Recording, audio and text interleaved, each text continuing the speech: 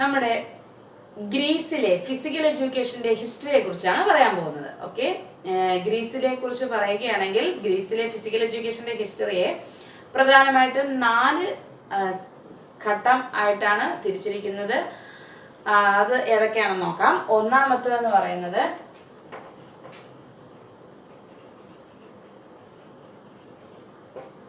Homeric കാലഘട്ടം,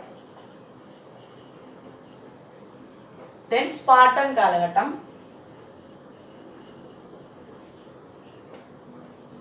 then early Athenian period,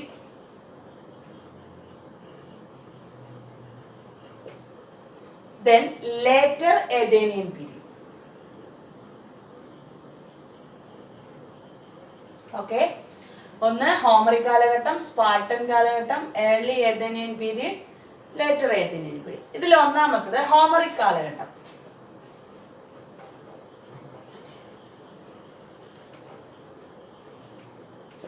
ഈ Homeric കാലഘട്ടത്തിന്റെ പ്രത്യേകത എന്ന് പറയുന്നത് ഗ്രീസിലെ ഡാർക്ക് ഏജ് എന്നാണ് ഈ ഹോമറിക് കാലഘട്ടത്തെ വിശേഷിപ്പിക്കുന്നത്. Dark age. ഈ കാലഘട്ടത്തിലെ ഒരു പ്രാധാന്യം വഹിക്കുന്ന ഒരു പോയറ്റാണ് ഹോമർ. ഹോമറിന്റെ ഇലിയാഡ് ആൻഡ് ഒഡീസി എന്ന് പറയുന്ന ഈ കാലഘട്ടത്തിലെ ഫേമസ് ആയിട്ടുള്ള പോയമാണ്. ചിലപ്പോൾ ചോദിക്കാം ഈ ഹോമർ ഏത് കാലഘട്ടവുമായി ബന്ധപ്പെട്ടിരിക്കുന്നു. നമുക്ക് കുറെ ഇനി പല സ്ഥലങ്ങളിലെ ഹിസ്റ്ററി ഒക്കെ പഠിച്ചു കഴിയുമ്പോൾ നമുക്ക് കൺഫ്യൂഷൻ ആവും. ഇയാള് ഗ്രീസിലാണോ, ഡെൻമാർക്കിലാണോ, ജർമ്മനിയിലാണോ, ഏത് കാലഘട്ടവുമായിട്ട് ബന്ധപ്പെട്ടിരിക്കുന്നു എന്ന് നമുക്ക് കൺഫ്യൂഷൻ ആവും. അപ്പൊ അത് ഓർത്ത് വയ്ക്കുക.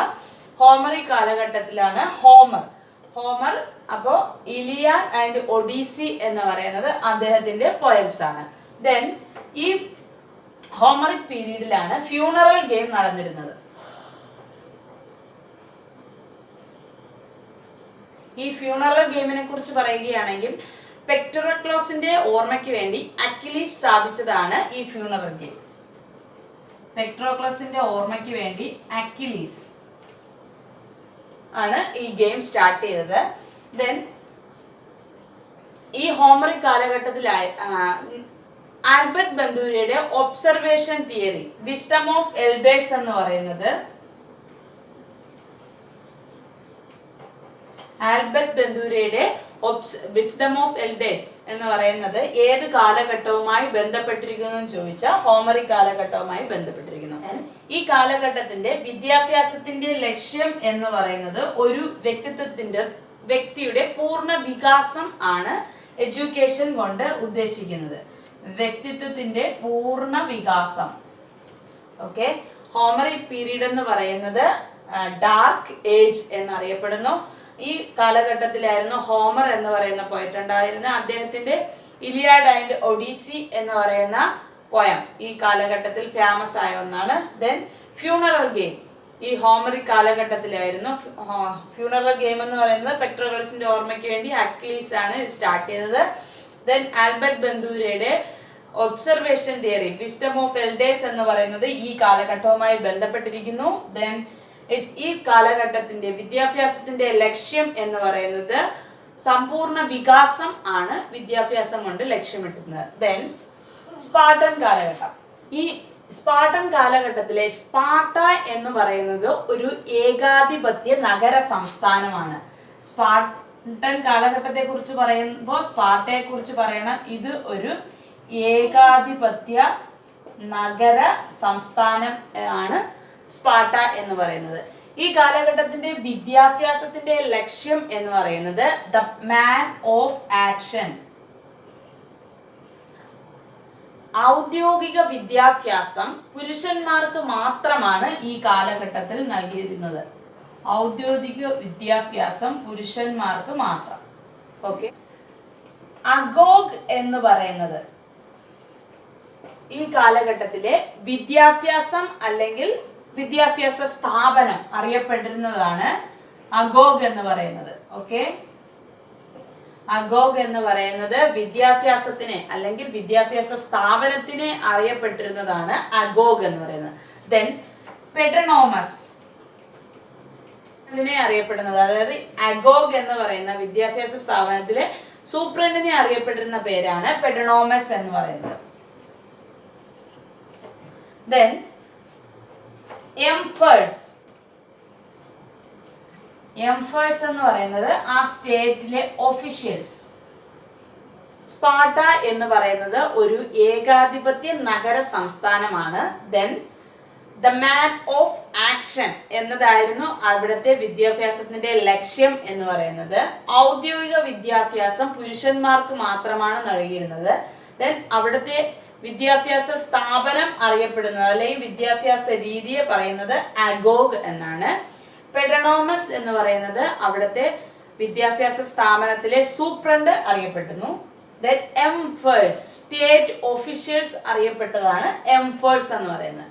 ഇനി ഏർലി ഏതേനിയൻ പീരീഡ്. ഇതില് ഏർലി ഏതേനിയൻ പീരീഡ്, ആദ്യകാല ഏതൻസ്യൻ പീരീഡ് എന്ന് പറയുമ്പോൾ നമുക്ക് ഏതൻസിനെ കുറിച്ച് പറയണം. അപ്പോ ഏർലി ഏതേനിയൻ പീരീഡ്, അവിടെ ഏതൻസ് എന്ന് പറയുന്നത് ഗ്രീസിലെ കലയുടെയും സംസ്കാരത്തിന്റെയും പ്രധാന കേന്ദ്രമായിരുന്നു ഈ ഏതൻസ് എന്ന് പറയുന്നത്. ഓക്കെ, ഇവിടെ എന്ന് പറയുന്നത് ജനാധിപത്യ സ്വഭാവമാണ് ഈ കാലഘട്ടത്തിന് ഉണ്ടായിരുന്നത്. ജനാധിപത്യ സ്വഭാവം. ഇനി ഇവിടുത്തെ ടീച്ചിങ്ങിന്റെ ഉദ്ദേശം എന്ന് പറയുന്നത് നമ്മള് സ്പാർട്ടൻ കാലഘട്ടത്തിൽ പറയുന്നു ദ മാൻ ഓഫ് ആക്ഷൻ എന്നതായിരുന്നു അവിടുത്തെ ടീച്ചിങ് എന്ന് പറയുന്നത് ഉദ്ദേശിക്കുന്നത്. ഇവിടെ എന്ന് പറയുന്നത് the man of action and men of wisdom.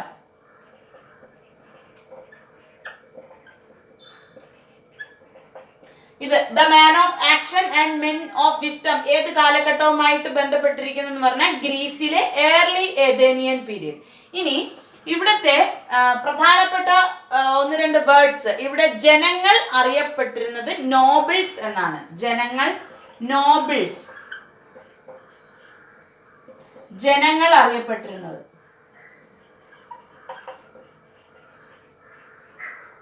Then പലസ്ട്ര എന്ന്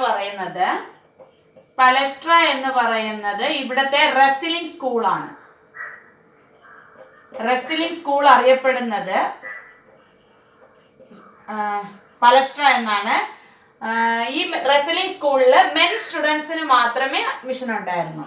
four men only. Okay. Then പൈഡോയ് tribe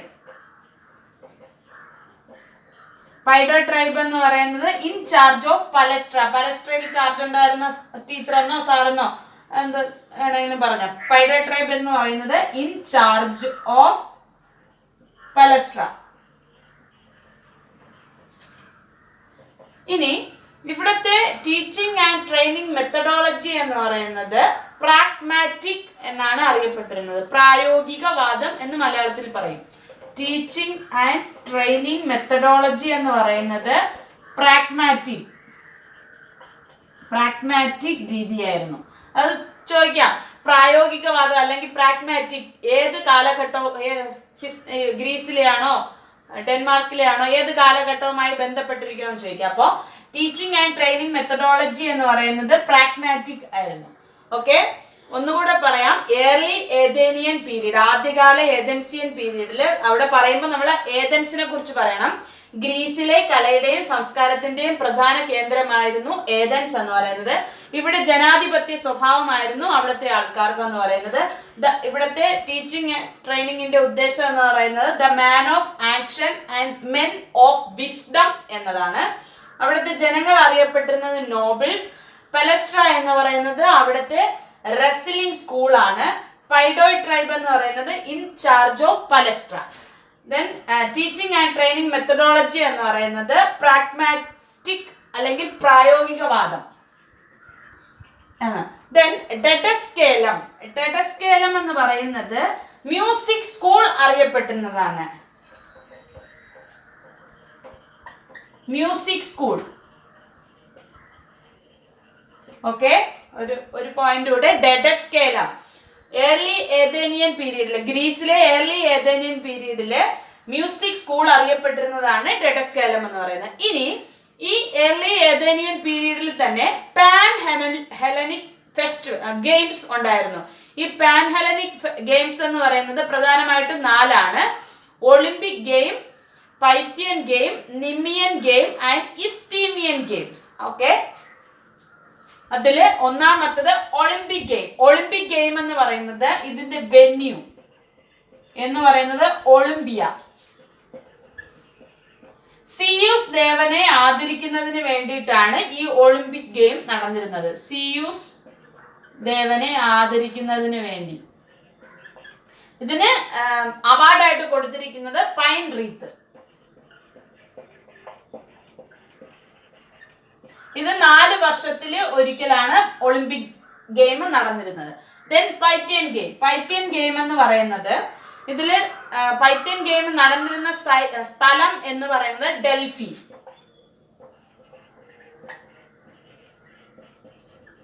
ഡൽഹിയാണ്. ഇത് സ്റ്റാർട്ട് ചെയ്തെന്ന് പറയുന്നത് 582 BC സ്റ്റാർട്ട് ചെയ്തു. എൻഡ് ആയതെന്ന് പറയുന്നത് 424 AD. സ്റ്റാർട്ട് ചെയ്തത് 582 BC, എൻഡ് ആയത് 424 AD. ഈ ഗെയിം നടത്തിയിരുന്നെന്ന് പറഞ്ഞാൽ അപ്പോളോ ദേവനെ ആദരിക്കുന്നതിന് വേണ്ടിയിട്ടാണ്. അപ്പോളോ ദേവനെ ആദരിക്കുന്നതിന് വേണ്ടിയിട്ടാണ് പൈത്യൻ ഗെയിം നടത്തിയിരുന്നത്. ഇതിൽ വിജയൊക്കെ കൊടുത്തിരിക്കുന്നതെന്ന് പറഞ്ഞാൽ ലോറൽ റീത്ത്. ഒന്നാമത്തത് പൈൻ റീത്ത്, ഇവിടെ ലോറൽ റീത്ത്. ഇത്രയും ഓർക്കാൻ വേണ്ടി ചെറിയൊരു കോഡ് പറയാം. ലോറൻസ് പൈനാപ്പിൾ വാങ്ങാൻ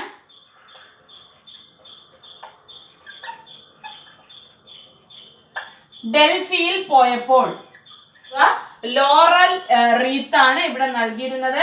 പൈനാപ്പിൾ എന്ന് പറയുന്നത് പൈത്യൻ ഗെയിം, പൈത്യൻ. ദെൻ ഡൽഹി എന്ന് പറയുന്നത് സ്ഥലം, ഡൽഹി. ദെൻ പോയപ്പോൾ അപ്പോളോ ദേവനെ ആദരിക്കുന്നതിന് വേണ്ടി. അങ്ങനെ നിങ്ങൾക്ക് വേണമെങ്കിൽ ജസ്റ്റ് കണക്ട് ചെയ്ത് പഠിക്കാം.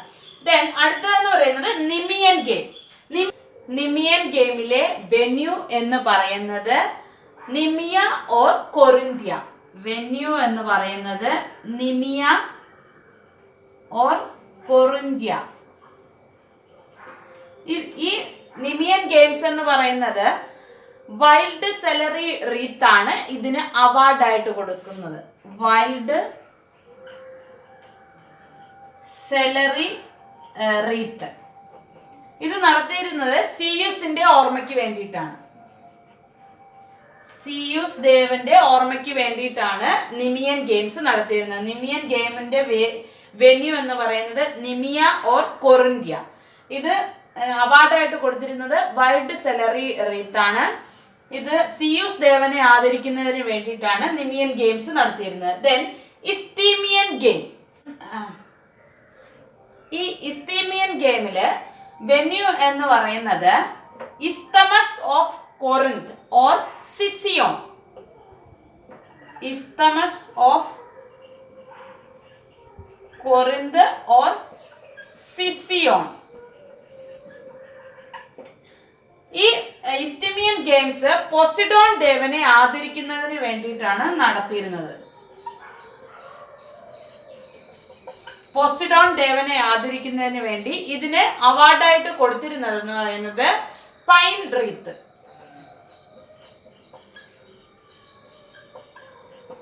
ഓക്കെ, ഇസ്തീമിയൻ ഗെയിംസിലെ വെന്യൂ എന്ന് പറയുന്നത് Isthmus of Corinth or സിസിയോൺ. Poseidon ദേവനെ ആദരിക്കുന്നതിന് വേണ്ടിയിട്ടാണ് ഇത് പൈൻ റീത്ത് ആണ് അവാർഡ് ആയിട്ട് കൊടുത്തിരുന്നത്. ഇനി നാലാമത്തെ ലേറ്റർ ഏതേനിയൻ പീരീഡ്, പിൽക്കാല ഏതൻസിയൻ പീരീഡ്, പിന്നീടുള്ള ഏതൻസിയൻ കാലഘട്ടം എന്ന് പറയുന്നത് ഏജ് ഓഫ് ട്രാൻസിഷൻ.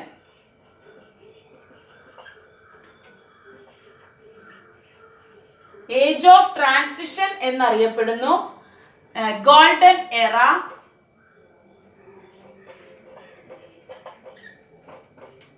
ഈ കാലഘട്ടത്തിൽ ഗ്രീസിൽ വലിയ മാറ്റങ്ങൾക്ക് കാരണമായി. അതുകൊണ്ടാണ് ആയിരിക്കാം ഈ പേരുകൾ കിട്ടിയത്. ദെൻ ഈ കാലഘട്ടത്തിൽ എന്ന് പറയുന്നത് അത്ലറ്റിക്സ് ഈവന്റ് നടത്തുന്നതിന് വേണ്ടി പണം ആവശ്യപ്പെട്ടു തുടങ്ങി. ഈ കാലഘട്ടത്തിലെ എഡ്യൂക്കേഷന്റെ ലക്ഷ്യം എന്ന് പറയുന്നത് വ്യക്തിഗത ശീലവും ആരോഗ്യകരമായ ശീലവും എന്നതാണ്. ഈ കാലഘട്ടത്തിലെ ഫിസിക്കൽ എഡ്യൂക്കേഷന്റെ വിദ്യാഭ്യാസത്തിന്റെ ലക്ഷ്യം വ്യക്തിഗത ശീലവും ആരോഗ്യകരമായ ശീലവും എന്നതാണ്. ഒന്ന് നോക്കാം. ഏജ് ഓഫ് ട്രാൻസിഷൻ പീരീഡ് എന്നറിയപ്പെടുന്നു. ഗോൾഡൻ എറ, സുവർണ കാലഘട്ടം എന്ന് അറിയപ്പെടുന്നു. ദെൻ അത്ലറ്റിക് ഈവന്റ്സ് നടത്തുന്നതിന് വേണ്ടി പണം ആവശ്യപ്പെട്ടു തുടങ്ങി. ഈ കാലഘട്ടത്തിലെ ഫിസിക്കൽ എഡ്യൂക്കേഷന്റെ പ്രാധാന്യം എന്ന് പറയുന്നത് വ്യക്തിഗത ശീലവും ആരോഗ്യകരമായ ശീലവും. ഇന്ന് കണ്ടുവരുന്ന മോഡേൺ ഒളിമ്പിക്സിന്റെ 1896 സ്റ്റാർട്ട് ചെയ്ത നമ്മുടെ ഇന്ന് നടന്നു വരുന്ന മോഡേൺ ഒളിമ്പിക്സിന്റെ ഒരു പുരാതനമായ ഒളിമ്പിക്സ് എന്ന് പറയുന്നത് ഈ കാലഘട്ടത്തിലാണ് നടന്നത്. അപ്പൊ അതൊന്ന് നോക്കാം. പുരാതന ഒളിമ്പിക്സ് സ്റ്റാർട്ട് ചെയ്തത് BC 776 സ്റ്റാർട്ട് ചെയ്ത വ്യക്തി എന്ന് പറയുന്നത് ഹെറാക്ലീസ് ആണ്. പണ്ട് ഈ ഒളിമ്പിക്സ് നടന്നു വന്നതെന്ന് പറഞ്ഞ 5 ദിവസമാണ്, 5 days ആണ് ഒളിമ്പിക്സിന്റെ ദൈർഘ്യം എന്ന് പറയുന്നത്. ഹെലനോഡിക്ക എന്ന് പറയുന്നത് ഒരു ചീഫ് ജഡ്ജാണ്. ഈ കാലഘട്ടത്തിലെ പുരാതന ഒളിമ്പിക്സിലെ ഒരു ചീഫ് ജഡ്ജാണ് ഹെലനോഡിക്ക എന്ന് പറയുന്നത് ചീഫ് ജഡ്ജാണ്. ഈ പുരാതന ഒളിമ്പിക്സിലെ ആദ്യത്തെ ഈവന്റ് എന്ന് പറയുന്നത് 182 മീറ്റർ വാക്കിംഗ് ആണ്. ഇതില് ആദ്യത്തെ വിജയി, പുരാതന ഒളിമ്പിക്സിലെ ആദ്യ വിജയി എന്നറിയപ്പെടുന്നത് കൊറോബസ്. ഇദ്ദേഹം എന്ന് പറയുന്നത് എലിസ് എന്ന് പറയുന്ന സ്ഥലത്തെ ഒരു പാചകക്കാരനാണ്. പുരാതന ഒളിമ്പിക്സ് നിർത്തലാക്കിയതെന്ന് പറഞ്ഞാൽ 393 AD അവസാനിച്ചത് 394 AD. തിയോഡേഷ്യസ് ഫസ്റ്റ് എന്ന രാജാവ് ആണ് ഈ പുരാതന ഒളിമ്പിക്സ് നിർത്തലാക്കിയത്. ഒന്നുകൂടെ നമുക്ക് നോക്കാം. BC 776 ഹെറാക്ലീസ് സ്റ്റാർട്ട് ചെയ്തു. 5 ദിവസം ദൈർഘ്യം ഉണ്ടായിരുന്നു പുരാതന ഒളിമ്പിക്സ്. ഹെലനോഡിക്ക എന്ന chief judge. 182 metre foot race, walking foot race എന്നറിയപ്പെടുന്നു. കൊറോബസ് എന്ന് പറയുന്നത് ആദ്യ വിജയി. എലിസ് എന്ന സ്ഥലത്തെ പാചകക്കാരനായിരുന്നു ഈ കൊറോബസ്. 393 AD അവസാനമായി പുരാതന ഒളിമ്പിക്സ് നടന്നു. സ്റ്റോപ്പ് ചെയ്തത് 394 AD. തിയോഡേഷ്യസ് ഫസ്റ്റ് എന്ന ചക്രവർത്തി ആണ് നിർത്തലാക്കിയത്. ഏൻഷ്യന്റ് ഗ്രീസിലെ വുമണിനുള്ള പ്രാധാന്യം എന്ന് പറയുന്നത് എന്തൊക്കെയാണെന്ന് നോക്കാം. ഏൻഷ്യന്റ് ഗ്രീസിലെ വുമണിന് മത്സരങ്ങളിൽ പങ്കെടുക്കാനോ കാണാനോ അനുവാദമില്ലായിരുന്നു. പുരാതന കാലഘട്ടത്തിലെ ആദ്യത്തെ വുമണിലെ മത്സര വിജയി എന്ന് പറയുന്നത് സിനിസ്ക എന്നറിയപ്പെടുന്നു. ഇനി ഈ വുമണിന് പങ്കെടുക്കാൻ പറ്റുന്ന ഒരു ഗെയിം എന്ന് പറയുന്നത് ഹെരയൻ ഗെയിംസ്. അത് ഹെരയെ ആദരിക്കുന്നതിന് വേണ്ടിയിട്ട് നടത്തി വന്നിരുന്ന ഒരു ഗെയിമാണ്. ഒലിവ് റീത്ത് കൊണ്ടുള്ള ക്രൗൺ ആണ് മത്സര വിജയികൾക്ക് കൊടുത്തുകൊണ്ടിരുന്നത്. ഒന്ന് നോക്കാം. ഏൻഷ്യന്റ് ഗ്രീസില് വുമണിന് കാണാനോ പങ്കെടുക്കാനോ അനുവാദമില്ലായിരുന്നു. പുരാതന മത്സരങ്ങളിലെ ആദ്യ വനിതാ വിജയി എന്ന് പറയുന്നത് സിനിസ്ക എന്നറിയപ്പെടുന്നു. ഹെറേയൻ ഗെയിംസ് എന്ന് പറയുന്നത് വനിതകൾക്ക് വേണ്ടി മാത്രമുള്ള ഒരു ഗെയിമാണ്. ഇത് 4 വർഷത്തിൽ ഒരിക്കൽ ആണ് നടത്തി വരുന്നത് എന്ന് പറഞ്ഞാൽ ഹെറയെ ആദരിക്കുന്നതിന് വേണ്ടിയിട്ടാണ് ഈ ഗെയിം എന്ന് പറയുന്നത്. ഒലിവ് റീത്ത് കൊണ്ടുള്ള ഒരു ക്രൗൺ ആണ് വിജയികൾക്ക് നൽകിക്കൊണ്ടിരുന്നത്. ഗ്രീസുമായി ബന്ധപ്പെട്ട ഈ കാര്യങ്ങൾ എല്ലാം തന്നെ നിങ്ങൾക്ക് മനസ്സിലായെന്ന് വിചാരിക്കുന്നു. ഇനി മറ്റൊരു ടോപ്പിക്കുമായിട്ട് വീണ്ടും കാണാം.